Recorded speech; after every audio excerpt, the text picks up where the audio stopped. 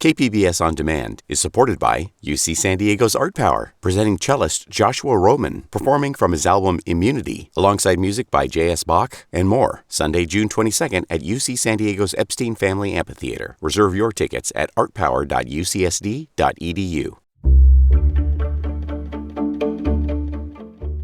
Good morning, I'm Debbie Cruz. It's Wednesday, March 6th. Vote counts from the primary election are still underway after the 8 p.m. voting deadline last night. In today's podcast, I'll be updating you on the first round of unofficial results that came in late last night. Those results will continue to be updated over the coming days, but we won't have the final certified results until next month. For the most up-to-date results, head to our newsroom's Voter Hub at kpbs.org/Voter Hub. From KPBS, you're listening to San Diego News Now. Stay with me for more updates on the first batch of primary election results. KPBS On Demand is supported by the San Diego County Toyota dealers, presenting a new 2025 Tundra designed to combine performance and comfort with up to 437 horsepower and 10-speed automatic transmission. See your Toyota dealer, the San Diego County Toyota dealers. We make it easy.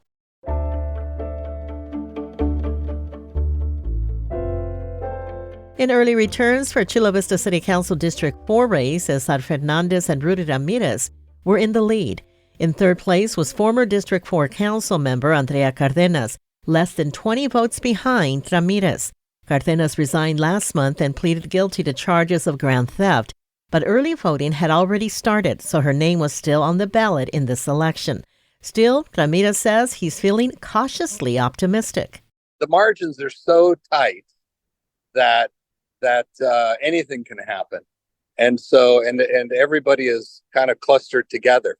So I have a feeling it's going to be a long night. So we're going to be standing by to see how things play out. The top two candidates will advance to the November election. A primary victory for Ramirez and Fernandez would mean that Cardenas is out of the running for good. Early results from the Chula Vista City Council District 3 race show Michael Nzunza with a commanding lead. Nzunza says he knocked on more than 6,000 doors during the campaign. I think connecting with people face to face and actually listening to people's concerns, I think that's what did it. I think it's people don't take the time to knock on doors anymore and actually listen to people. Nzunza garnered more than 50% of the early vote. Leticia Munguia and Daniel Rice Vasquez are in a close battle for second place, with less than 100 votes separating them. Munguia says she's optimistic her slim lead will hold. And I'm excited. Second place is an exciting place to be. I know it's early on, but I'm very thankful for all the support throughout the community here in District 3. And I look forward to seeing the updates. The top two finishers will go to a runoff in November. In the race for San Diego mayor, incumbent Todd Gloria is leading with almost 53% of the vote. Here's Gloria speaking last night. Tonight's results are an endorsement of continuing to do things that we have done together over the last 4 years. Pave more roads, house more homeless people, build more affordable homes for working and middle-class San Diegans, and keeping San Diego one of the safest big cities in this country. Larry Turner is trailing Gloria with 23% of the vote, followed by Genevieve Jones-Wright with almost 14% of the vote. The top two finishers will go to a runoff in November. Henry Foster III is leading in the race to fill the District 4 seat on the San Diego City Council. It was vacated by Monica Montgomery Stepp when she was elected to serve on the County Board of Supervisors. The District 4 seat represents neighborhoods east of downtown like Mountain View, Oak Park, and Bay Terraces. If Foster maintains more than 50% of the vote, as results continue to come in, he won't have to go to a runoff in the coming months. In initial results in the State Assembly race to represent District 75, which is East County, Carl DeMaio and Kevin Juza are leading. DeMaio has 43% of the counted vote, and Juza has 20%. If both maintain their leads, they'll go on to the November runoff. Democrat Congressman Mike Levin had an easy lead in early returns. He had about 55% of the vote, with his closest opponent, Matt Gunderson, at 23%. Republican challenger Kate Monroe had about 8% of the vote, but she still was enthusiastic about her plans if elected. The border needs to be closed. We have a massive homeless problem all throughout California, certainly here, buttoned in by downtown San Diego and north in Oceanside. We have thousands of homeless people. I have a very good solution to stop all the homeless, drugs, lawlessness that we have going on in our state. The top 2 vote-getters in the race go on to the November election. For more and the most up-to-date results, head to our newsroom's Voter Hub at kpbs.org/voterhub.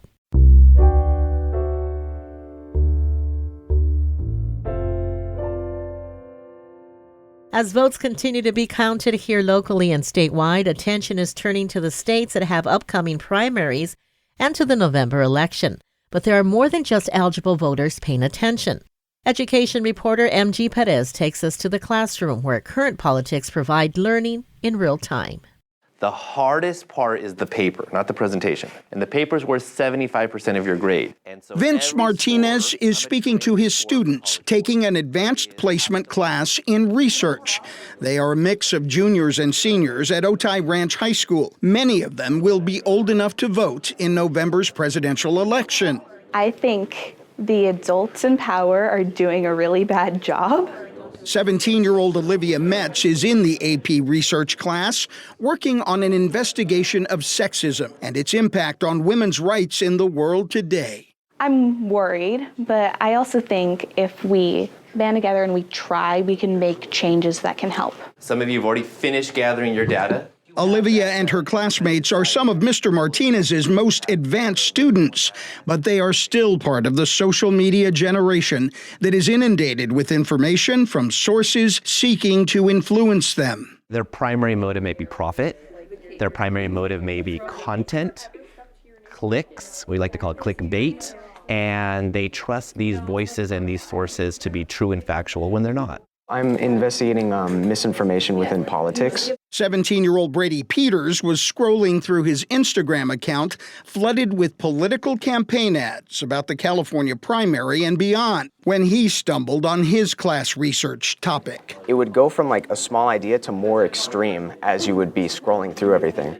Brady has just completed collecting data from 114 students at his school in 9th through 12th grade. They all completed a survey after watching groups in pairs of political ad videos.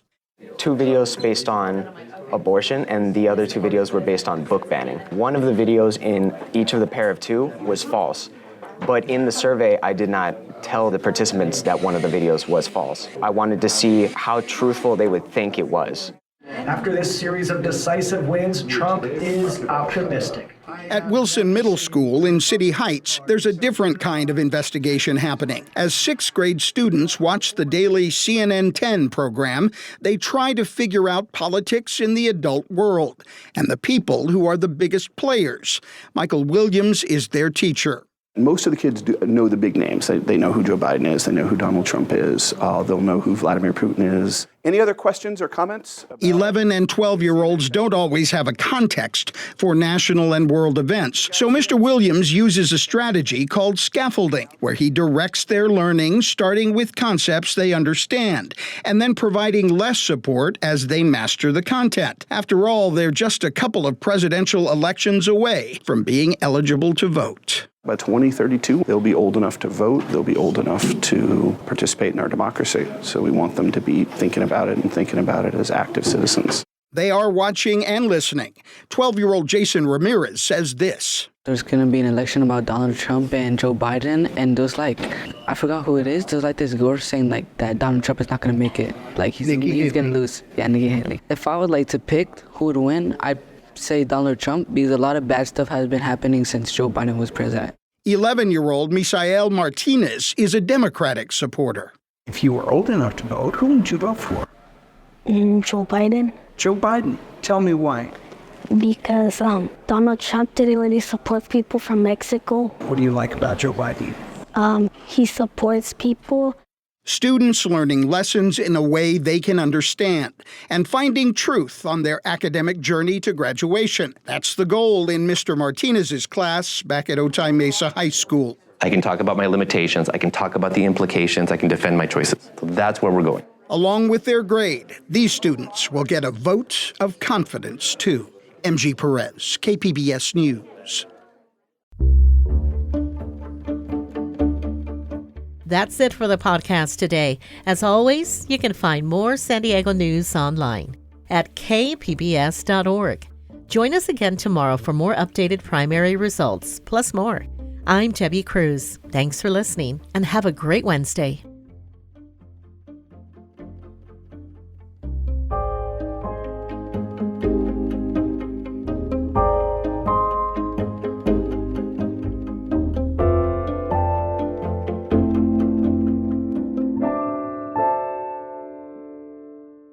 KPBS On Demand is supported by Marrocale Design and Remodeling, helping homeowners with their home remodeling needs. From ADUs to kitchen remodels, room additions, and custom homes, Marrocale Design and Remodeling can help homeowners design and build their dream homes. More at trustyourhometous.com.